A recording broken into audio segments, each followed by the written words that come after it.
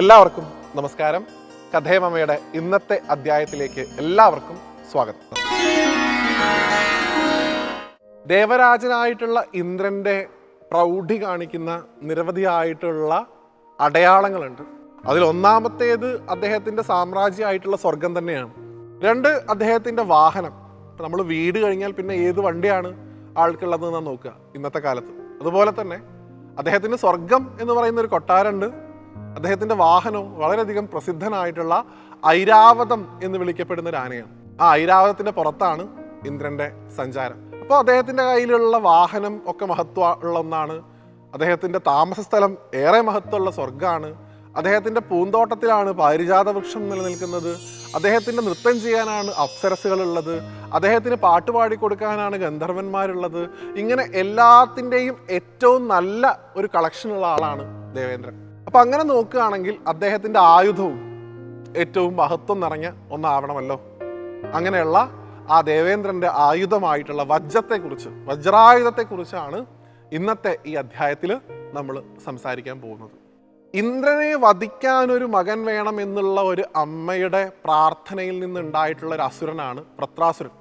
ആ വൃത്രാസുരൻ സ്വർഗത്തെ ആക്രമിക്കുകയും നിരവധിയായിട്ടുള്ള യുദ്ധങ്ങളൊക്കെ ചെയ്തതായിട്ടൊക്കെ പുരാണങ്ങളിൽ പറയുന്നുണ്ട്. അദ്ദേഹത്തിന് കിട്ടിയിട്ടുള്ള വരബലം കൊണ്ടും അദ്ദേഹത്തിൻ്റെ തപശക്തി കൊണ്ടും എല്ലാം കൊണ്ടും ദേവേന്ദ്രന് അദ്ദേഹത്തെ പരാജയപ്പെടുത്താൻ സാധിച്ചില്ല. കല്ലുകൊണ്ടോ മരം കൊണ്ടോ ലോഹം കൊണ്ടോ ഒന്നും ഉണ്ടാക്കിയ ആയുധങ്ങൾ കൊണ്ട് വൃത്രനെ പരാജയപ്പെടുത്താൻ സാധിക്കില്ല എന്ന് അദ്ദേഹത്തിന് മനസ്സിലായി. എന്നാൽ തൻ്റെ നാശത്തിനായിട്ട് ജനിച്ചിരിക്കുന്ന ഈ അസുരനെ വധിക്കേണ്ട ഉത്തരവാദിത്വവും തനിക്ക് തന്നെ ഉണ്ട് എന്ന് മനസ്സിലാക്കിയ ഇന്ദ്രൻ എങ്ങനെയാണ് വൃത്രാസുരനെ കൊല്ലാൻ സാധിക്കുക എന്നുള്ള അഭിപ്രായങ്ങൾ പല മഹാത്മാക്കളിൽ നിന്നും തേടി.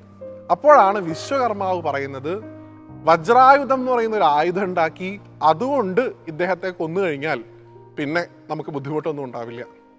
അപ്പൊ ഇന്ദ്രൻ ചോദിക്കുന്നുണ്ട്, എന്താണ് അങ്ങേക്ക് വേണ്ടത് വജ്രായുധം ഉണ്ടാക്കാൻ?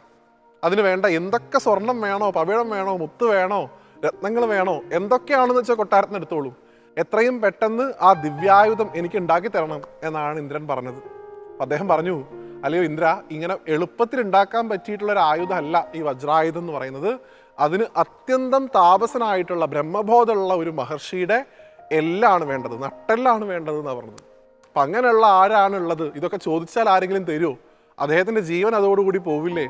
ഈ ആയുധം ഉണ്ടാക്കുക എന്ന് പറയുന്നത് അസംഭവ്യമല്ലേ എന്നുള്ള ചിന്തയൊക്കെ ഇന്ദ്രൻ ഉണ്ടായി. ആ സമയത്താണ് ദേവഗുരുവായിട്ടുള്ള ബൃഹസ്പതി ഉൾപ്പെടെയുള്ള ആളുകൾ ഉപദേശിക്കുന്നത്, വൃത്രാസുരനെ കൊല്ലാനായിട്ടുള്ള അങ്ങേക്ക് വേണ്ട വജ്രായുധം നിർമ്മിക്കാനായി ദദീജി എന്ന് പറയുന്ന ഒരു മഹർഷി ഭൂമിയിലുണ്ട്, അദ്ദേഹത്തോട് പോയി ചോദിച്ചാൽ അദ്ദേഹം ഇത് എടുത്തു തരുന്നതാണ്. അങ്ങനെ ഇന്ദ്രൻ ദദീജി മഹർഷിയുടെ അടുത്തേക്ക് പോകുന്നു, നമസ്കരിക്കുന്നു. ഈ ആയുധം ഉണ്ടാക്കാനായിട്ട് അങ്ങയുടെ ജീവൻ, ഒരു തരത്തിൽ അത് തന്നെയാണ് ചോദിക്കുന്നത്, ആ നട്ടെല്ല് എനിക്ക് വേണം എന്ന് പറയുന്നു. അങ്ങനെ ദദീജി മഹർഷിയുടെ അസ്ഥികൾ കൊണ്ടാണ് ആ വജ്രായുധം എന്ന് പറയുന്ന ദിവ്യായുധം ഇന്ദ്രന്റെ കയ്യിലേക്ക് എത്തുന്നത്. അതുപയോഗിച്ചാണ് വൃത്രാസുരനെ അദ്ദേഹം വധിക്കുകയൊക്കെ ചെയ്യുന്നത്. അതിലൂടെ അദ്ദേഹത്തിന് ബ്രഹ്മഹത്യാ പാപം ഉണ്ടായി എന്നൊക്കെ പറയാറുണ്ട്. വൃത്രാസുരൻ ബ്രഹ്മബോധമുള്ള ആളായിരുന്നു. അദ്ദേഹത്തിന്റെ സ്തുതിയൊക്കെ ഭാഗവതത്തിലുണ്ട്. വളരെ കേമപ്പെട്ട ഒരാളായിരുന്നു. എങ്കിലും ഇന്ദ്രന്റെ കൈകൊണ്ടാണ് അദ്ദേഹം മരിച്ചത്. ഈ വജ്രായുധം ഉപയോഗിച്ചാണ് വൃത്രാസുരനെ ഇന്ദ്രൻ വധിച്ചത് എന്ന് മനസ്സിലാക്കുക.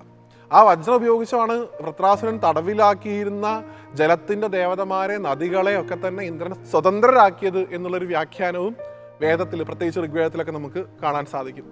അപ്പോൾ രണ്ട് ഭാഗവതം എടുക്കുകയാണെങ്കിലും ഋഗ്വേദം എടുക്കുകയാണെങ്കിലും രണ്ട് കഥകളാണെങ്കിലും വജ്രായുധം കൊണ്ട് വൃത്രാസുരനെ ഇന്ദ്രൻ വധിച്ചു എന്നുള്ളത് നമുക്ക് കൃത്യമായി തന്നെ കാണാൻ സാധിക്കും. ഈ വജ്രായുധമാണ് ഇന്ദ്രൻ പണ്ട് സൂര്യനെ എത്തിപ്പിടിക്കാനായിട്ട് പരിശ്രമിച്ച ആഞ്ജനേയന്റെ നേർക്ക് എറിയുന്നത്. ആ വജ്രം കൊണ്ടാണ് ആഞ്ജനേയന് ചെറിയ ബുദ്ധിമുട്ടുകൾ ഉണ്ടാവുന്നതും പിന്നീട് വായുദേവന്റെ ആവശ്യപ്രകാരം ഒരു തരത്തിലുള്ള ആയുധങ്ങളും എൻ്റെ മകൻ്റെ മേൽ ഇനി ഏൽക്കാൻ പാടില്ല എന്നുള്ള വരം ഹനുമാൻ സ്വാമിക്ക് ലഭിക്കുകയൊക്കെ ചെയ്യുന്നത്. അപ്പോൾ അവിടെയൊക്കെ തന്നെ വജ്രായുധത്തിൻ്റെ പ്രസൻസ് നമുക്ക് കാണാൻ സാധിക്കും. അങ്ങനെ ദേവേന്ദ്രൻ്റെ കയ്യിലുള്ള ആ വജ്രായുധമാണ് അദ്ദേഹത്തിൻ്റെ ശക്തി എന്ന് പറയുന്നത്. ഏതൊരു വലിയ പ്രതിസന്ധി ഘട്ടത്തിലും ആ വജ്രായുധം എടുത്ത് പ്രയോഗിക്കുമ്പോൾ ആ പ്രതിസന്ധി മാറ്റാൻ ഇന്ദ്രന് സാധിച്ചിട്ടുണ്ട് എന്നും പറയുന്നു. ഇനി ഇതിൻ്റെ തത്വാംശം ഒന്ന് ചിന്തിച്ചാൽ നോക്കൂ, ഇന്ദ്രിയങ്ങളുടെ രാജാവായിട്ടുള്ള ഇന്ദ്രന്, അതായത് മനസ്സിന്, വജ്രായുധം വേണ്ടിവന്നു പല പ്രതിസന്ധികളെയും നശിപ്പിക്കാൻ എന്നാണ് പറയുന്നത്.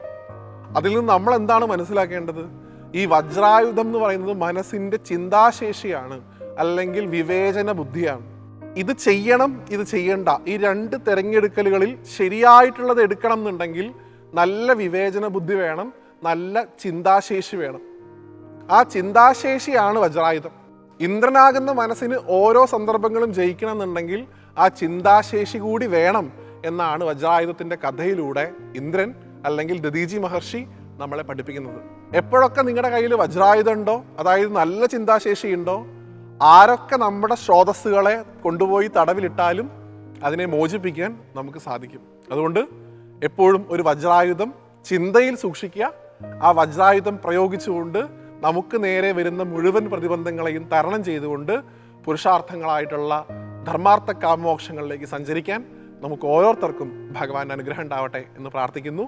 അടുത്ത ഒരു കഥയുമായി വീണ്ടും കാണുന്നത് വരെ എല്ലാവർക്കും നന്ദി, നമസ്തേ.